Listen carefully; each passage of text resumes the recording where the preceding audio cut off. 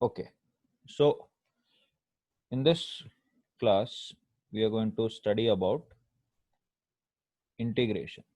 Okay, we're going to study about integration, or this is the part of maths called integral calculus. Okay, integral calculus. Now what is this all about? एक experiment मैं तुम्हें बोलता हूँ, शायद तुमने बचपन में छोटे क्लासेस में शायद किया होगा. एक लीफ का एरिया फाइंड करना. ठीक है, तो लीफ का एरिया कैसे फाइंड करते हैं? तो लेट्स से कि what you do is you take a graph paper. ठीक है, let's say that this is a graph paper and इस ग्राफ पेपर पे तुमने इस लीफ को प्लॉट किया.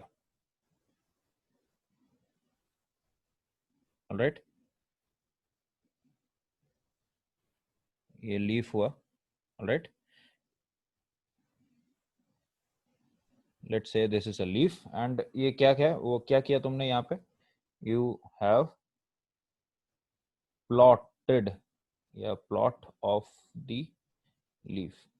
ठीक है, तुमने उसको एक बाउंड्री आउटलाइन ड्रॉ कर दिया. वो मैंने अंदर का सिर्फ जस्ट रिप्रेजेंटेशन के लिए मैंने बताया. ठीक है, नाउ तुमने ये लीफ को ड्रॉ करने के बाद what will you do? How do you find the area of this leaf?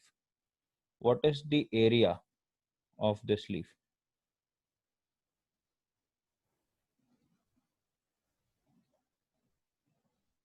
So area कैसे कैलकुलेट करें? तो व्हाट यू डू इज कि you just count the number of boxes here. ठीक है, तो लेट्स से कि जो यहाँ पे बॉक्सेस इन्वॉल्व है वो बॉक्सेस ऐसे है, ऐसे बॉक्सेस है. समझ रहे ना, ग्राफ पेपर पे बॉक्सेस होते हैं. I am just drawing some boxes here. ऐसे बॉक्सेस होंगे. मैं पूरा तो नहीं ड्रॉ कर सकता. ओके, एंड देख सकते हैं कि अलग अलग टाइप के मैंने बॉक्सेस बना रखे.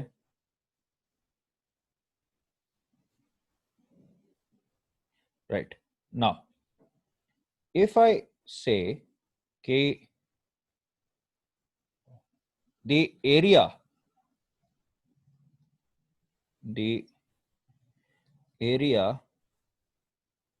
of one box of the graph. पता है ना, ग्राफ पे पेपर पे बॉक्सेस रहते हैं. तो area of one box is 1 centimetre square. ठीक है, and the total number of boxes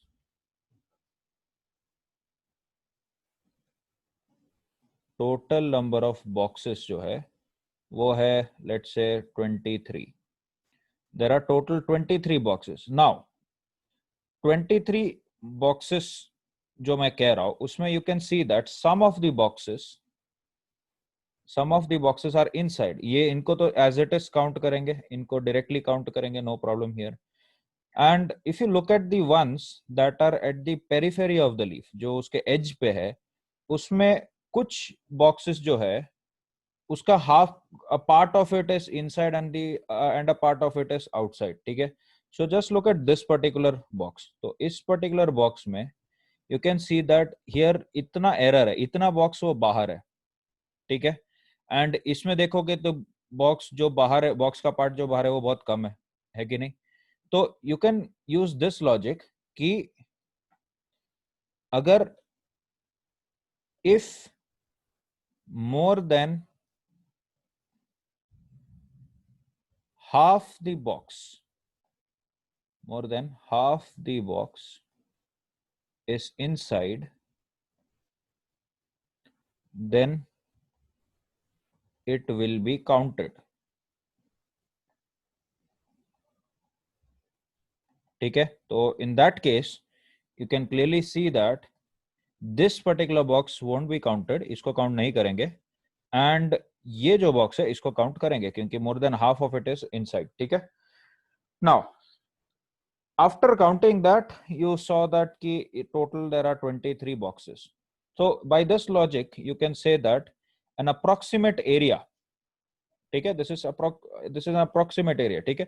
तो area can be written as number of boxes into area of one box, ऐसा लिख सकता हूं। तो नंबर ऑफ बॉक्सेस कितने हैं, 23 boxes, and area of the box क्या है, 1 centimetre square. You can say that इसका एरिया जो रहेगा इट इज 23 सेंटीमीटर स्क्वायर का लीफ है, ठीक है। नाउ द क्वेश्चन इज कि क्या ये एरिया एक्यूरेट है। So it is not accurate, you can clearly see that this is not an accurate value, ठीक है, not accurate. Now how do you increase the accuracy, ठीक है। तो the next question is कि accuracy बढ़ाना है, अगर आपको accuracy बढ़ाना है, accuracy किस चीज का, मेजरमेंट का, नंबर ऑफ मतलब एरिया का मेजरमेंट जो है उसका accuracy बढ़ाना है, तो the ideal thing to do is use smaller boxes, ठीक है। now smaller boxes implies that number of boxes will also increase, ठीक है। I hope you understood this कि अगर accuracy of the area calculate मतलब जो एरिया कैलकुलेशन का accuracy बढ़ाना है, तो you have to use smaller boxes, boxes का साइज बहुत छोटा कर दो। तो जितना छोटे बॉक्सेस के साइज होंगे, ऐसे ऐसे छोटे छोटे बॉक्सेस के साइज अगर होंगे, सॉरी ऐसे ऐसे छोटे छोटे, जितना छोटा 1 mm स्क्वायर ले लिया, ऐसे कुछ छोटे छोटे बॉक्सेस का साइज लोगे, तो number of boxes of course बढ़ेगा, बट इंडिविजुअल बॉक्सेस के जो एरियाज है वो भी कम हुए, एंड जो एरर होगा, ये देख सकते हो कि यहाँ पे जो ये एरर है, this particular error, that will reduce. देख सकते हो ये वाला जो एरर है, सॉरी नॉट हियर, इधर जो ये एरर है, ये एरर क्या होगा, कम हो जाएगा फॉर स्मॉलर बॉक्सेस, ठीक है। Now I showed you this, इसमें क्या होगा, error will decrease. Okay, in that case if you use smaller boxes the error is going to decrease. Now this is the idea of integration, ठीक है। what we do in integration is कि आप एक बहुत ही छोटा सा एक unit select करोगे, यूनिट एलिमेंट सिलेक्ट करोगे, इन this case the element is the boxes, ठीक है, and we just count the number of boxes. Now in different cases in integration it would be boxes or rings or कुछ भी हो सकता है, ठीक है, वो आगे देखेंगे हम लोग। Now integration basically means you are adding things. Now in this case what are you adding, you are adding the number of boxes, ठीक है। तो सारे boxes का areas add कर दिया, you added the areas of each box, her box का area तुमने add कर दिया and तुम्हें total area मिल गया, understood। Now the best accuracy, the highest accuracy कब रहेगा, इधर मैं लिख सकता हूं, ऊपर लिख देता हूं कि हाईएस्ट एक्यूरेसी थियोरेटिकली, ठीक है, highest accuracy will be when the area is very small मतलब इन्फिनिटेसिमली स्मॉल, मतलब कितने बॉक्सेस होंगे, इनफाइनाइट बॉक्सेस होंगे। तो I hope you understood this idea.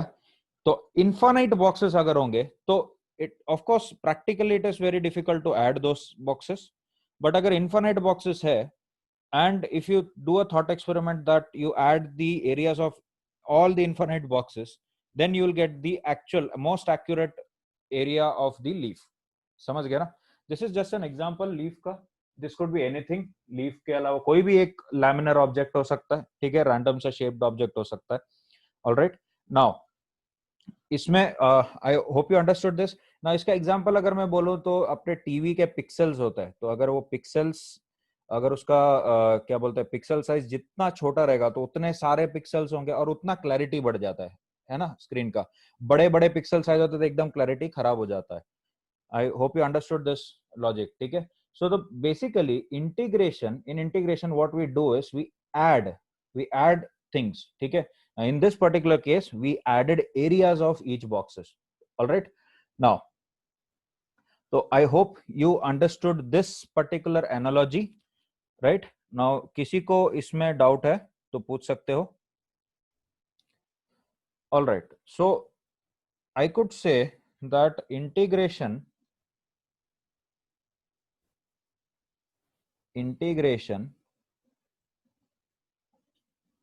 is basically summation of large number of small units. ठीक है, या फिर इसको कह सकते हैं कंटिन्यूअस समेशन, कंटिन्यूअस सम. ओके, नाउ समेशन का सिंबल क्या होता है? समेशन का सिंबल होता है सिग्मा. ठीक है, एंड इंटीग्रेशन का जो सिंबल होता है, ये इंटेग्रल साइन यूज करते हैं इस तरह से. ठीक है, this is the integration sign. All right, both represent summation, but in integration basically there are very small units and large number of units. Okay, so that is the idea. Now इसका एक application, एक mathematical application जो काम का है वो मैं बता देता हूँ. Let's say कि एक ग्राफ है of a function. Okay, this is some graph, ये x and this is y, and this is the graph of this function y is equal to f of x. All right, y is equal to f of x is the function. Now if I ask you to find the area under this curve, ये जो graph जो है इसके अंदर का area चाहिए between let's say 2 points, this point and this point, ये दो पॉइंट्स के बीच का मुझे एरिया चाहिए. मतलब कौन सा एरिया कैलकुलेट करने जा रहा हूं, पूछ रहा हूं मैं. I am asking you to calculate this area, ये जो टोटल एरिया कैलकुलेट करना है. ऑलराइट, एंड लेट्स से कि ये जो पॉइंट है इसको नाम दे देता हूं x1 और ये जो पॉइंट दे देता हूं x2. I want the area between x1 and x2. Now you can imagine the logic of leaf. इसमें instead of boxes what I can do is I can break this area into small strips. ठीक है, now before I break that into smaller strips, small strips के बदले what I will do is I will use bigger strips just so that you understand. ठीक है, now if I use big strips to break this area, मतलब देखो कैसे, ऐसे मैंने areas ले लिया.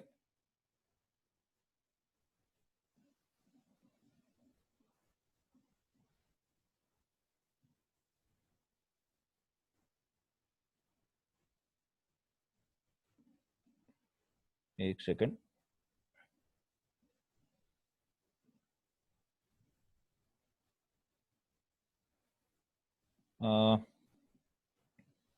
pardon my drawing.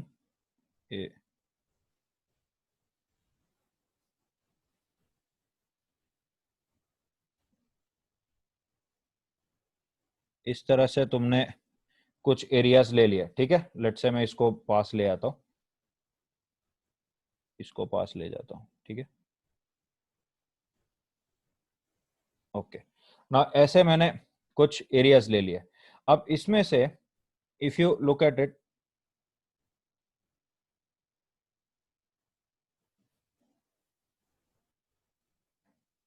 इसको just so that I get the boundaries, इसको हल्का सा बड़ा कर देता हूं. Right this. Okay, right. Now तो ऐसे मैंने ऐसे स्ट्रिप्स में बांट दिए. ठीक है, so these are some of the strips that I am using. तो अगर मैं इधर देखो कितने सारे स्ट्रिप्स हुए, 4 स्ट्रिप्स हुए ना. How many strips are there? There are 4 strips. ठीक है, नाउ अगर मैं एक पर्टिकुलर पॉइंट ले लूं, अगर एक पर्टिकुलर पॉइंट ले लो, let's say this particular point, this particular point x. ठीक है, ये पर्टिकुलर पॉइंट है x. तो ये जो this point on the curve, इसका कोऑर्डिनेट्स क्या रहेगा? x, y. Now what is this y? y will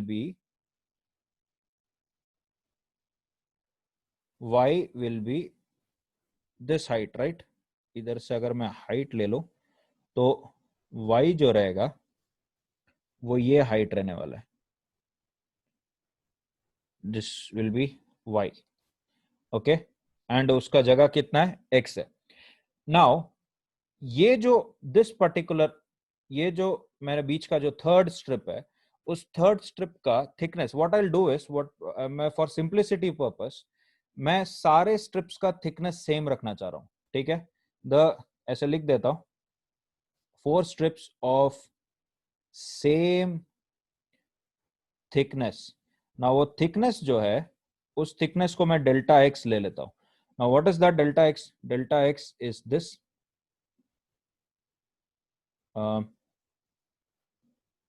इसको इससे देखो, ये वाला ये रहेगा डेल्टा एक्स, ठीक है।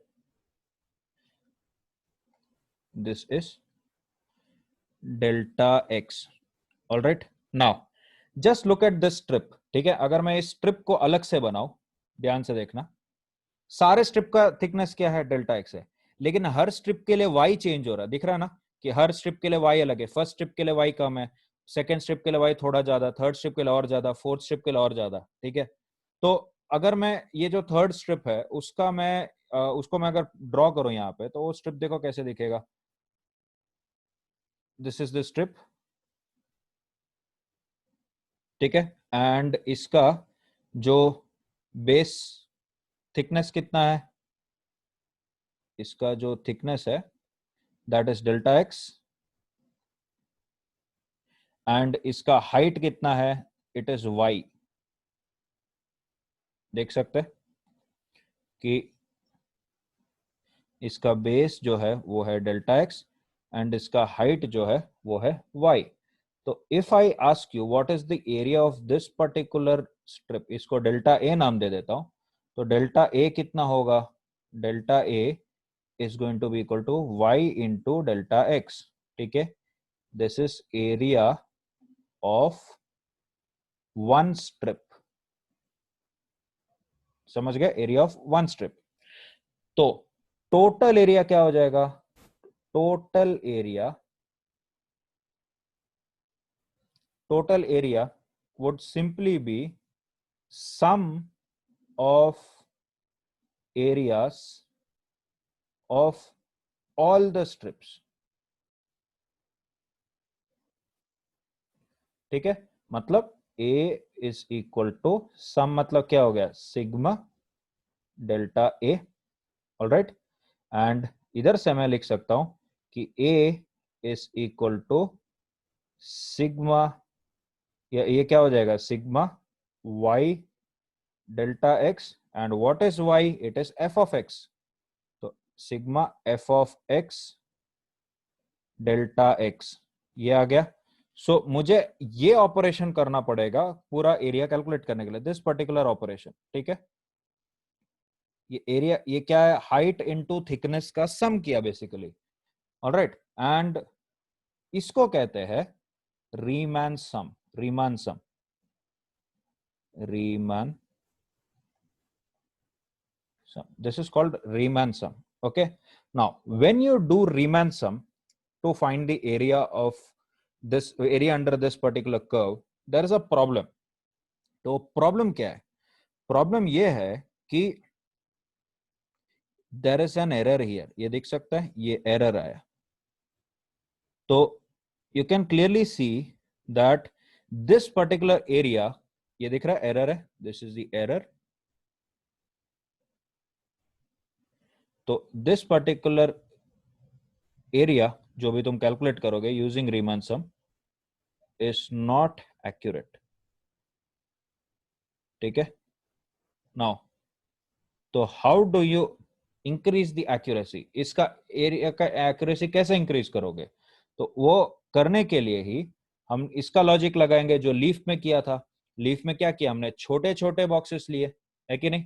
नाउ द आइडिया इज कि देखो एक्स चेंज होगा, देखो ये वाला एक्स अगर चेंज हुआ तो उसके हिसाब से वाई चेंज होगा, ठीक है। तो हाइट डिपेंड्स ऑन कि ये स्ट्रिप कहां है, ठीक है, हाइट ऑफ द स्ट्रिप, इधर लिख सकता हूं मैं ये चीज कि height of the strip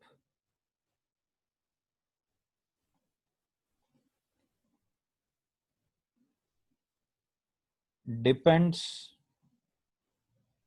on position of the strip. Strip किधर है उस पर डिपेंड करेगा कि ये क्या है, बट थिकनेस सबका क्या रहेगा, same, that is delta x. समझ गए ना?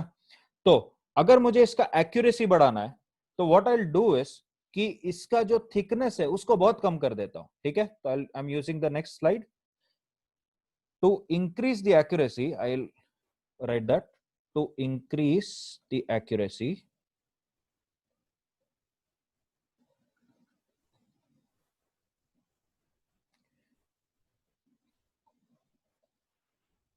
we will decrease the size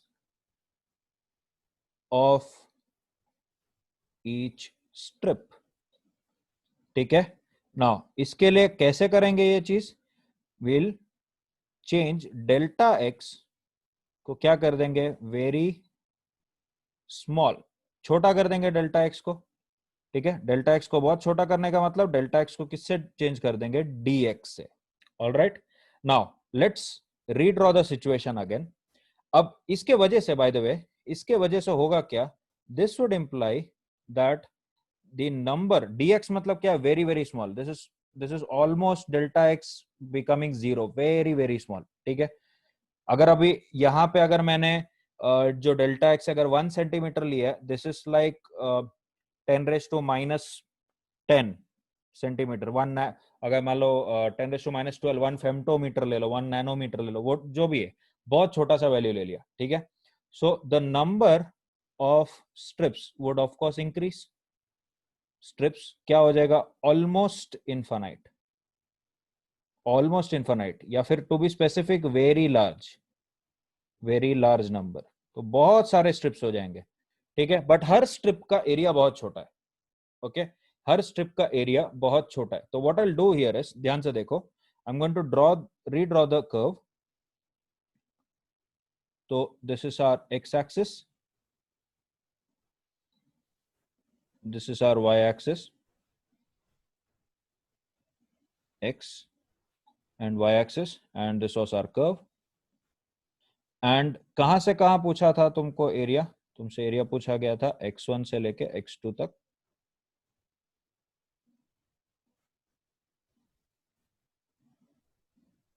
okay, x1 से लेके x2 तक। अब मैं क्या करूंगा कि इसका जो स्ट्रिप है, स्ट्रिप का थिकनेस मैंने क्या कर दिया, बहुत ही छोटा कर दिया। तो यहां पे देखो, एक पर्टिकुलर एक्स पे जाके एक स्ट्रिप ले लिया ऐसे। ठीक है, इतना पतला स्ट्रिप ले लिया कि बहुत सारे स्ट्रिप्स हो सकते हैं। ठीक है ना, इसमें अभी देखो ध्यान से कि इसका जो पोजीशन होगा, इसका जो पोजीशन है, ये जो पोजीशन है वो है, सॉरी, इसका जो पोजीशन है वो है x, समझ गए? एंड इसका जो थिकनेस है, I'll use another color for that। इसका जो थिकनेस है वो है dx, समझ गए? पोजीशन x है एंड थिकनेस है d है, dx। Okay, very small change in x। Now अभी मैंने यहां पे बताया कि height of the strip depends on the position, मतलब इस पर्टिकुलर x के लिए यहां का जो y रहेगा,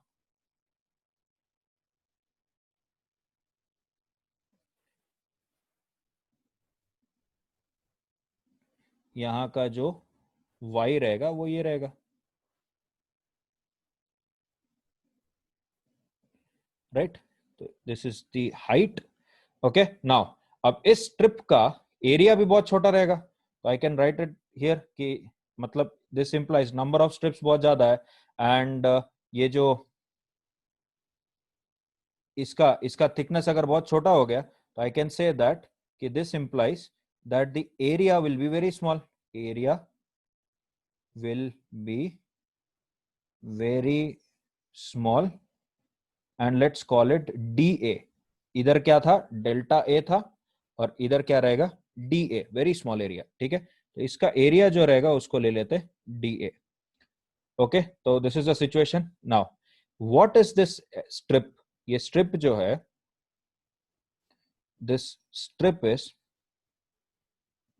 रेक्टेंगल. ये जो स्ट्रिप है क्या है, एक रेक्टेंगल है. ऑलराइट, तो इसका जो एरिया रहेगा dA, dA को क्या लिख सकते हैं, हाइट कितना उसका y एंड थिकनेस कितना उसका dx. समझ गए? एंड अपना फंक्शन है y इज इक्वल टू, क्या लिखा था हमने, y is equal to f of x. Mind you this is the same, this is the same graph. ठीक है, उसको मैंने ऐसा किया ना. ये करने से होगा क्या कि एरर बहुत छोटा हो जाएगा, the error would be very small.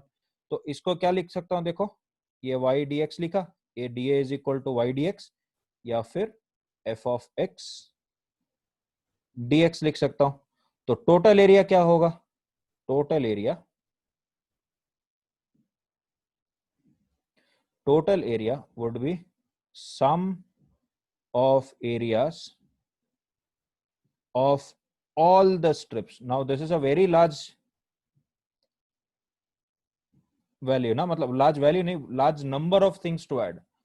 ठीक है, तो ये जो समेशन होगा कैसा समेशन होगा, this will be an integral summation. ठीक है, तो अपने यहाँ पे क्या लिखेंगे, अपने total area A is equal to, एक second, total area A is equal to क्या करेंगे, सम, इस सारे चीजों का सम. और कैसा सम होगा, it would be a continuous sum. तो इसको कैसे डिनोट करेंगे, integral f of x dx या फिर integral y dx. Alright, now but here's the thing. ठीक है, हियर्स द थिंग, अब ये जो एरिया है तुमको स्पेसिफिकली बोला गया है कि तुम्हें सिर्फ x1 और x2 के बीच में के लिए चाहिए. तो हम लोग इसको रिप्रेजेंट कैसे करते हैं, क्योंकि अगर मैं x1 और x2 चेंज करूं तो एरिया चेंज हो जाएगा. If I use this x1, अगर मान लो कि ये x1 ले लो, तो ये एरिया क्या हो जाएगा, कम हो जाएगा ना, ये वाला एरिया कम हो जाएगा. तो depending on x1 and x2 the area will also change. ठीक है, तो इसको रिप्रेजेंट कैसे करते हैं, we represent it by writing the limits. x1 से लेके x2 तक का एरिया चाहिए. समझ गए ना, x1 से लेके x2 तक का एरिया चाहिए. इधर भी लिख सकते हैं x1 to x2. All right, so this is how you find the area under the graph. Now this is integration. ठीक है, यही क्या है अपना इंटीग्रेशन. बहुत सारे चीजों को, छोटे छोटे चीजों को ऐड करना है. अब वो कैसे ऐड करना है वो बताता हूं. वो of course practically not possible to add infinite things. Okay, but उसको कैसे ऐड करना है वो मैं बताऊंगा. मतलब how do we add that, उसके बारे में मैं आगे बताऊंगा. क्या इतना पार्ट तुम लोगों को समझ आया? ओके, तो अभी तक जो भी मैंने पढ़ा है इसके हिसाब से हमने इंटीग्रेशन होता क्या है वो समझा. वो होता क्या है, we add very small things and though small things are in large numbers. Okay, तो how do we do this maths, मतलब इसका समेशन करते कैसे. ठीक है, तो व्हेन आई से कि देखो इसमें अभी मैं I'll जस्ट राइट दोस 2 पॉइंट्स अगेन, कि इसका जो एरिया था, I'll right this point and this point. Okay, तो क्या पॉइंट लिखा था हमने कि dA was equal to y dx या फिर f of x dx. And total area क्या था, total area was integral y dx and integral f of x dx. ठीक है, नाउ द आइडिया इज कि ये इसका मैथमेटिक्स करे कैसे, मतलब how do you solve this. Okay, now you should also look at one more thing, कि यहाँ पे मैंने लिमिट्स स्पेसिफाई कर रखा है. ये जो है दिस इज कॉल्ड द इसको कहते हैं लोअर लिमिट, इसको कहते हैं लोअर लिमिट, एंड इसको कहते हैं अपर लिमिट। तो मैंने लिमिट स्पेसिफाई कर रखा है, लेकिन अभी वो लिमिट्स को यूज कैसे करते हैं वो बाद में देखेंगे। I just write this thing कि if there are limits involve, जो दो लिमिट्स है, अगर लिमिट्स डाल के अगर ये चीज कैलकुलेशंस कर रहा है तो उसको कहते हैं डेफिनेट इंटीग्रेशन, डेफिनेट इंटीग्रेशन, ठीक है। एंड अगर if there are no limits, just उसका बेसिक ट्रेंड सीखना चाह रहे विदाउट स्पेसिफाइंग कि x1 और x2 क्या है, इन दैट केस जो ये रहता है इसको कहते हैं इनडेफिनेट इंटीग्रेशन, ठीक है। सबसे पहले अपने इनडेफिनेट इंटीग्रेशन पढ़ेंगे, उसके बाद मैं डेफिनेट इंटीग्रेशन पढ़ाऊंगा। तो now what we are looking at is indefinite integration. You can clearly see कि I am not mentioning any lower और अपर लिमिट्स, x1 x2 करके मैंने कुछ नहीं लिखा, ठीक है। अब तो हमें the question is how do you calculate this thing, ये चीज कैलकुलेट कैसे करें। तो the answer can be seen from this particular equation.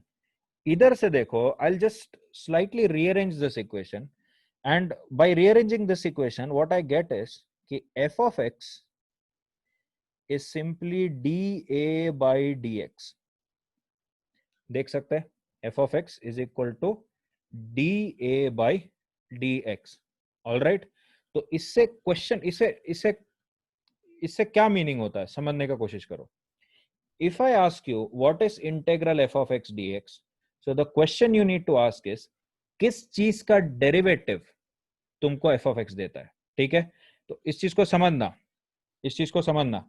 क्या लिखेंगे कि if I ask you कि what is integral f of x dx, तो what question will you ask? You should ask the following, ठीक है। क्या पूछोगे? The derivative of which function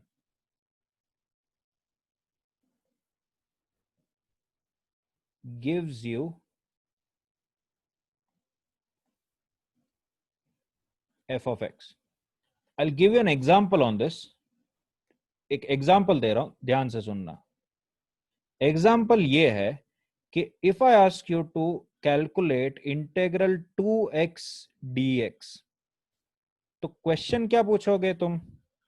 derivative of which function gives you 2x।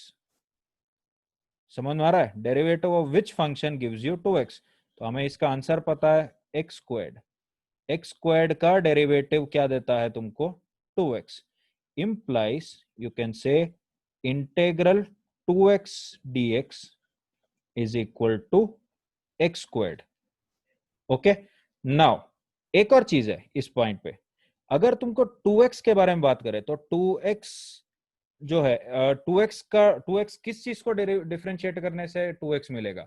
x square को differentiate करने से 2x मिलता है, x स्क्वायर प्लस 1 को डिफरेंशिएट करने से भी मिलेगा, एक्स स्क्वायर माइनस 2 को डिफरेंशिएट करने से भी 2 मतलब तुमको क्या मिलेगा? 2x मिलेगा, है कि नहीं? तो इधर एक और चीज जो इंपॉर्टेंट पॉइंट ये आ जाता है कि you can see that since we do not know कि वो सिर्फ एक्स स्क्वायर है या एक्स स्क्वायर प्लस 1 है या एक्स स्क्वायर माइनस 2 है। I hope you understood this thing कि एक्स स्क्वायर प्लस 1 का डेरिवेटिव क्या रहेगा। आई जस्ट राइट इट हियर कि अगर मैं d by d x of x square plus 1 करूं तो ये क्या रहेगा? सम एंड डिफरेंस रूल है ना ये, d by d x of x square plus d by d x of 1 and this would be equal to 2x plus 0। X square का derivative 2x and 1 is a constant, तो इसका derivative 0, तो ये answer क्या आ जाएगा? 2x। तो एक चीज देख सकते हो कि यहाँ पे कुछ भी नंबर होने दो, ये नंबर डजंट मैटर, ये तो कुछ भी नंबर होने दो, this is some constant c, इसको लिख सकता हूं।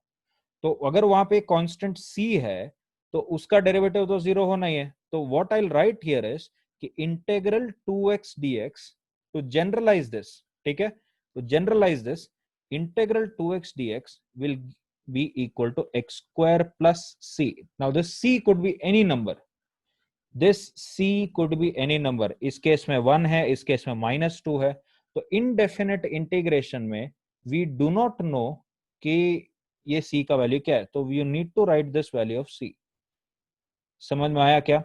This is how you calculate the integral of a function. So basically you can see that this is, you can clearly write it like this: integration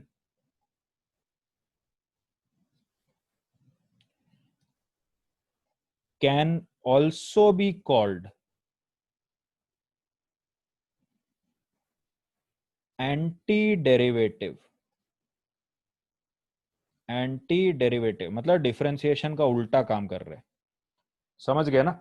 अगर तुमसे ये पूछा गया कि 2x का इंटीग्रेशन क्या है, तो यू विल आस्क किसको डिफरेंशिएट करने से 2x मिलता है. तो किसको डिफरेंशिएट करने से मिलता है? x स्क्वायर प्लस c को. ओके, तो that is how you find the integration of a function. You need to ask that question, किस चीज को डिफरेंशिएट करने से तुम्हें ये पर्टिकुलर फंक्शन मिलेगा. ऑलराइट, इसके बेसिस पे हम लोग आगे देखेंगे, अलग अलग एग्जांपल्स देखेंगे. तो have you understood this concept? Okay, तो अभी जो हमने पढ़ा इसके बेसिस पे we look at some more examples. ठीक है, तो एक बेसिक सा एग्जांपल मैं ये लिख सकता हूं कि यू नो दैट कि d by dx of sin x कितना होता है? cos x. इसका मीनिंग क्या हुआ कि integral cos x dx will be sin x plus c. You understood कि प्लस c क्यों लिखा? ठीक है, प्लस c कर, इधर भी अगर मैं प्लस c लिखता तो भी उसका डेरिवेटिव क्या रहता? 0 हो जाता. ठीक है. नाउ सिमिलरली अगर मैं ये बोलूं d by dx of cos x, ठीक है, तो cos x का डेरिवेटिव क्या होता है? Minus sine x. तो इधर से देखना मैं क्या लिखने जा रहा हूं. तो इसका मतलब होता है कि इंटेग्रल साइन एक्स का डेरिवेटिव, सॉरी साइन एक्स का integral, sorry integral of sine x, ये नेगेटिव को इस तरफ ले जाएंगे, दिस पर्टिकुलर नेगेटिव. तो आंसर क्या आ जाएगा? Minus cos x plus c. Okay, similarly you know that d by dx of log x ln x वो कितना होता है? 1 by x होता है. इसका मतलब क्या हुआ कि integral 1 by x dx will be ln of x plus c. Okay, next d by dx of e raised to x is equal to e raised to x. मतलब अगर मैं इंटीग्रेशन पूछूं e raised to x का, तो वो उसका भी value क्या रहेगा? Same, e raised to x plus c. Okay, I hope you all understood this particular part. Now अब दूसरा जो हमें पता है, ध्यान से देखना ये चीज. ठीक है, कि अगर let's say I right d by dx, sorry d by dx of x, तो इसका वैल्यू क्या होता है? 1 होता है. मतलब अगर मैं इंटेग्रल dx लिखूं, इंटेग्रल dx मतलब 1 इंटू डी एक्स है. ठीक है, it is 1 into d x. 1 into d x मतलब dx भी लिख सकता हूं. तो if I just right integral dx, तो इसका वैल्यू क्या रहेगा? x plus c. Okay, I hope you all understood this. Now इसके बेसिस पे मैं एक जो सबसे इंपॉर्टेंट फॉर्मूला है वो मैं बता दूं. वो ये है कि इस चीज को ध्यान से सुनना, कि अगर मैं बोलूं कि what is d by dx of x raised to n, x raised to n का क्या रहता है?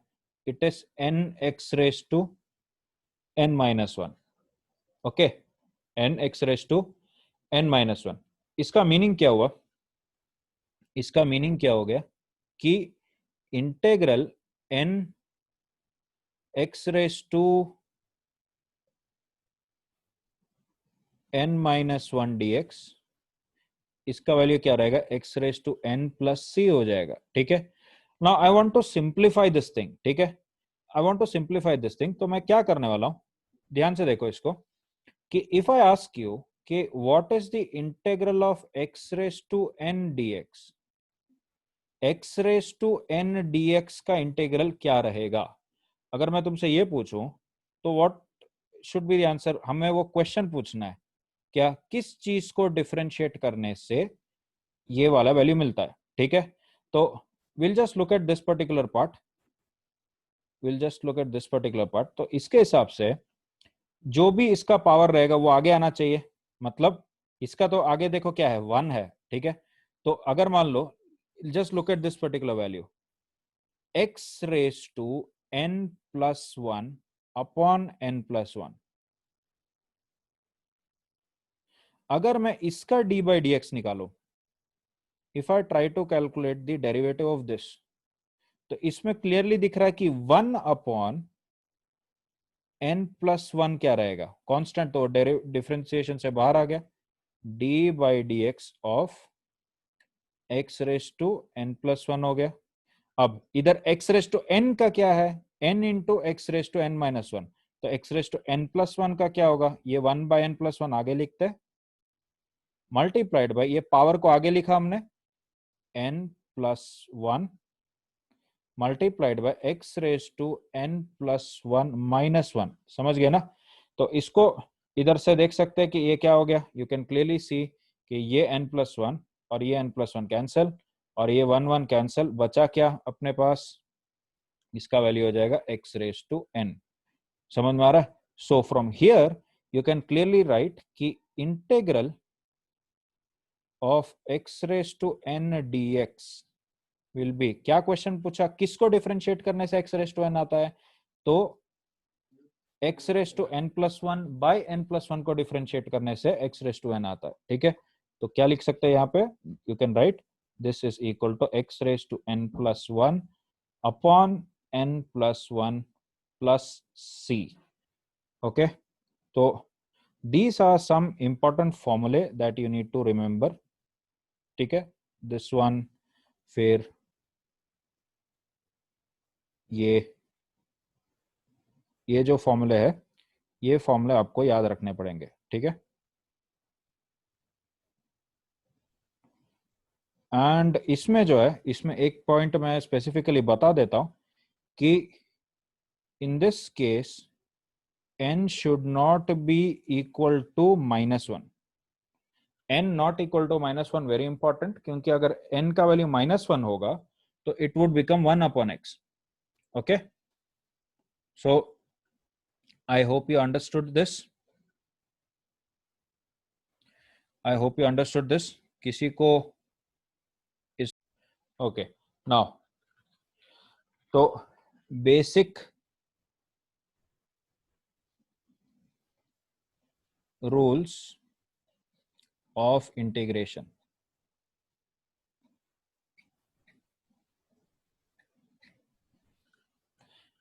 ऑलराइट। नाउ तो इसका बेसिक रूल्स क्या है कि सबसे पहला रूल, जब फिर the first rule is constant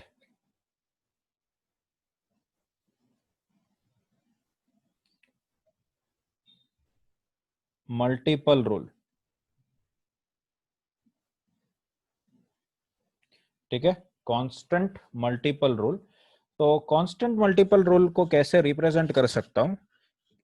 it is like this, अगर मान लो कि इंटीग्रल ऑफ सम कांस्टेंट के multiplied by F of x dx, तो you can bring that constant outside, के को बाहर निकालो, multiplied by integral of F of x dx, alright.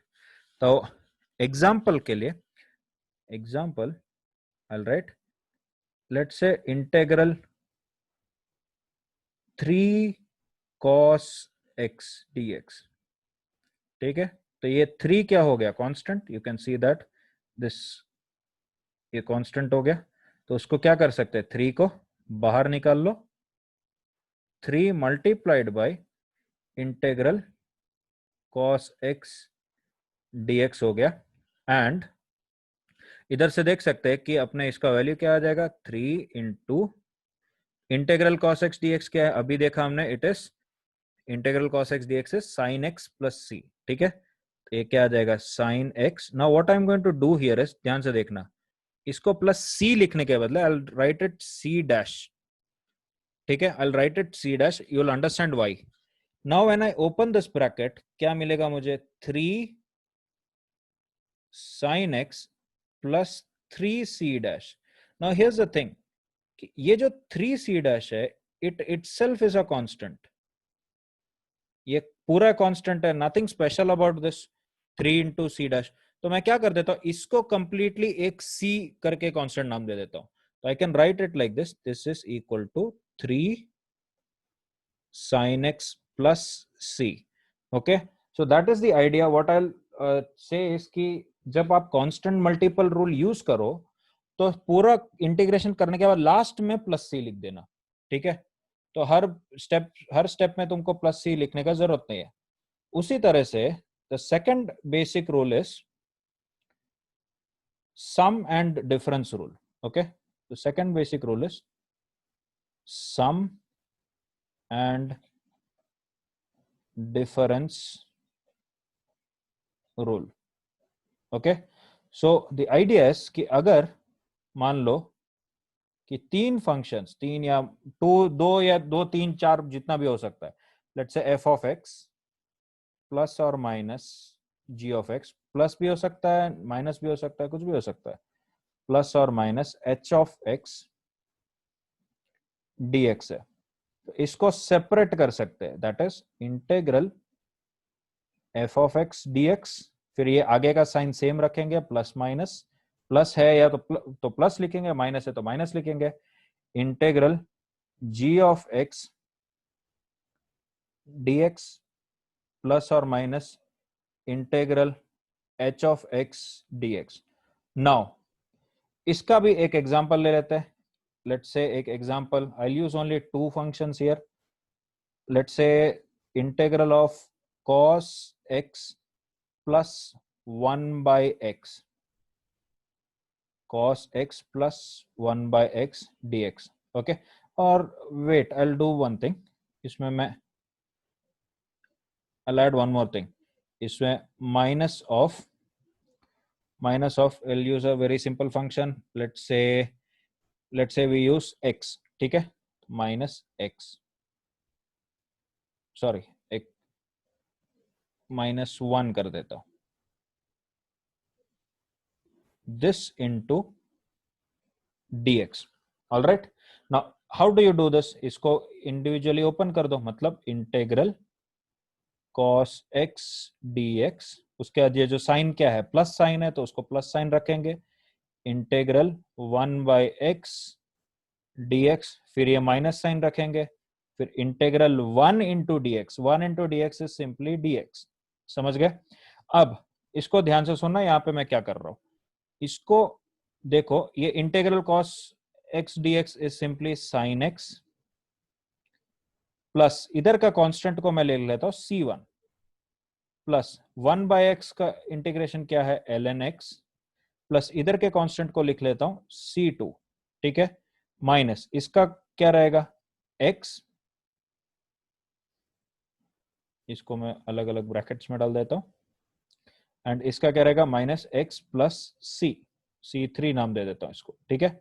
अब ये ब्रैकेट्स को ओपन करूंगा तो what do I get, sin x plus ln x minus x plus, ये देखो सारे कांस्टेंट्स को एक साथ लिख लेते हैं, c1 plus c2 minus c3।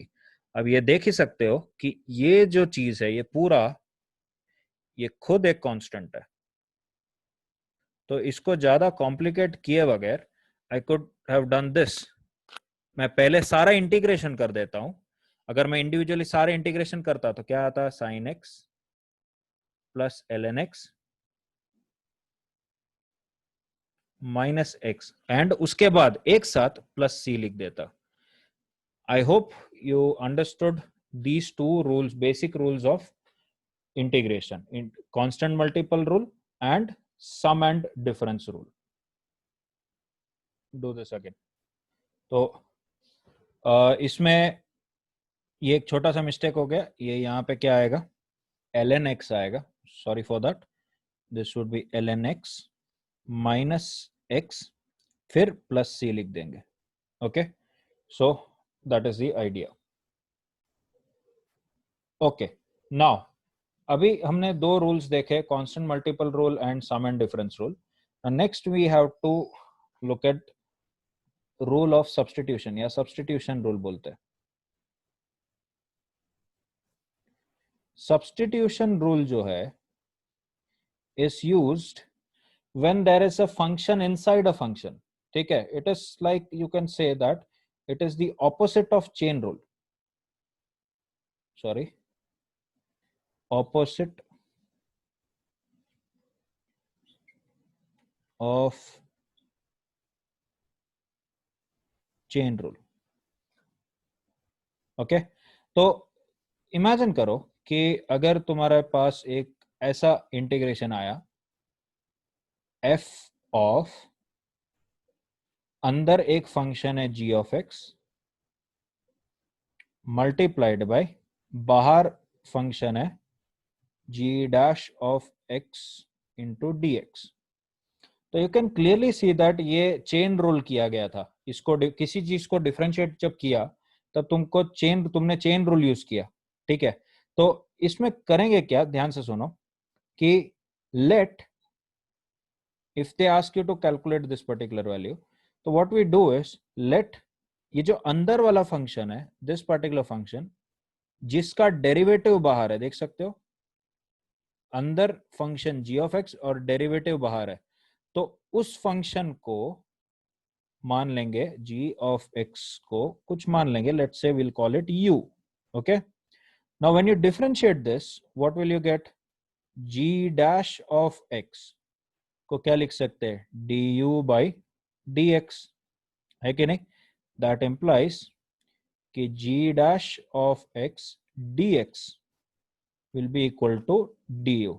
Now इस चीज को समझना जो बता रहा हूं, इसको यहां सब्स्टिट्यूट करो एंड इसको यहां सब्स्टिट्यूट करो, समझ गए. तो इससे ये इंटीग्रेशन कैसे हो जाएगा, ध्यान से देखो, आई will right this again, integral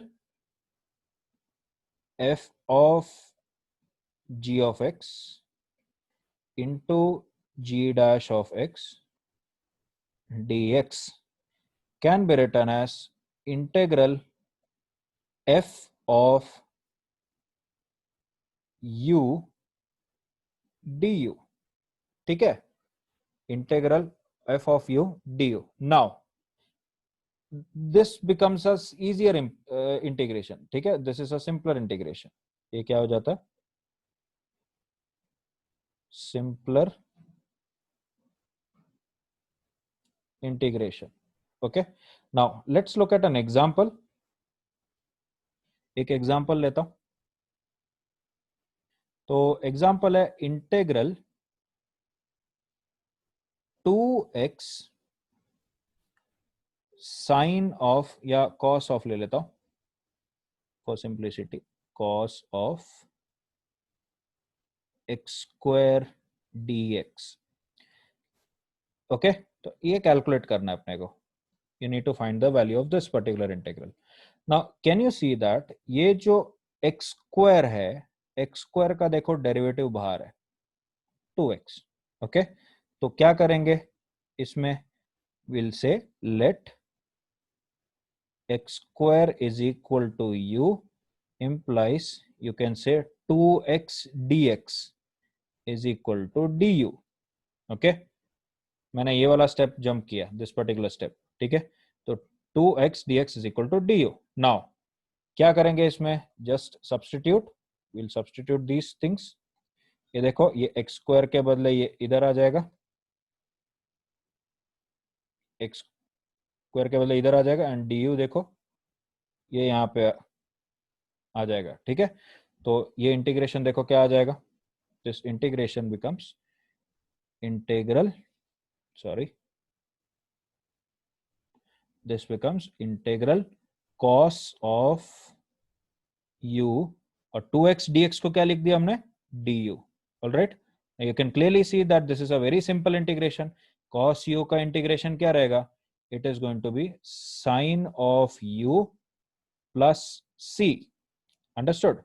And अब क्या करेंगे, इस u का वैल्यू वापस, क्योंकि ध्यान रहे u तुमने इंट्रोड्यूस किया है, क्वेश्चन में नहीं था, u तुमने इंट्रोड्यूस किया, तो इसका वैल्यू क्या आ जाएगा finally, this will be integral, अगर मैं लिख दूं final answer 2x cos of x square dx का वैल्यू क्या हो जाएगा, साइन ऑफ u के बदले क्या आ जाएगा, x squared plus c. Okay, so that is the rule of substitution. I hope you have understood that. All right, so I will take up one more example. तो एक और example लेता हूं. तो this is a standard thing that pops up, dx by 2x plus 3 the whole squared. इसको integrate कैसे करें, ठीक है.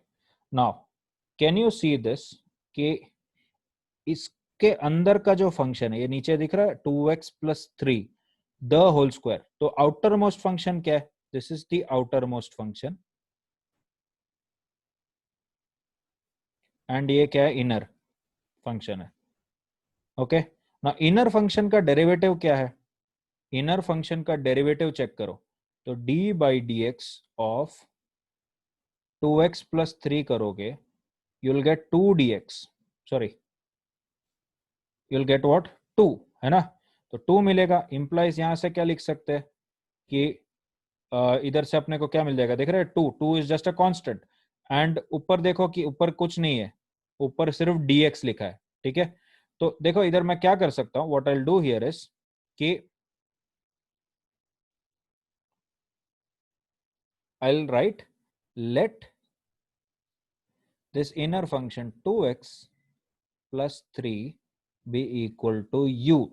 Okay, 2x plus 3 को जो इनर फंक्शन है उसको मैंने u लिख लिया, तो इसका मतलब 2dx is equal to du. Now you should understand कि ये मैंने कैसे किया. I think I shouldn't jump this step क्योंकि समझा रहा हूं, तो मैं कर देता हूं इसको. ठीक है, तो इसको when I differentiate this, ध्यान से देखो, I'll differentiate this d by du of, या ऐसे उल्टा कर लेता हूं, du by dx क्या होगा, du by dx क्या होगा, it is going to be d by dx of 2x plus 3, मतलब कितना हो गया देखो, d by dx of 2x plus d by dx of 3, तो ये तो दिख रहा है कितना आ गया, 2 plus 0, मतलब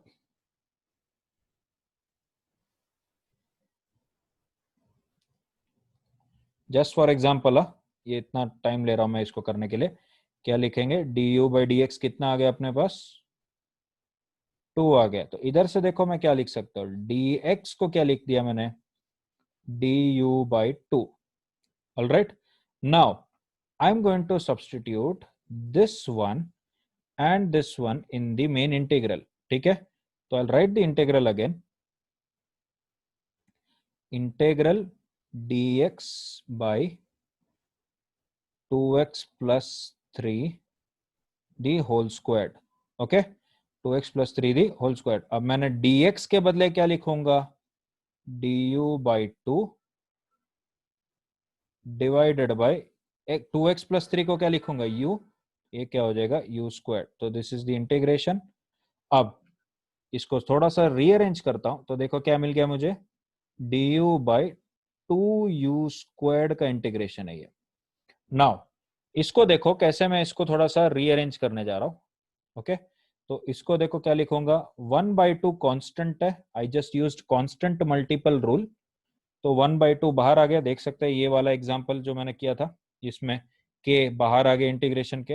and the next thing that I would be using is this formula, x raise to n का फॉर्मूला, ठीक है, दिस वन।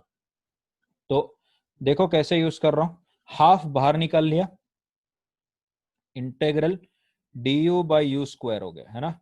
और देखो इसको कैसे लिख सकता हूं, हाफ बाहर ही रहने देते हैं, integral u raise to -2 du। Okay, तो अब इसको देखो कैसे लिखेंगे, हाफ इंटू क्या लिख सकता हूं, u रेज टू -2 मतलब u raise to -2 plus 1 by -2 plus 1।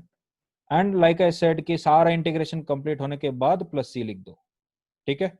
तो अब देखो ये क्या हो गया, this is equal to half into u raise to -1 by -1 plus c is equal to, ये देखो क्या आ गया, -1/2u प्लस c।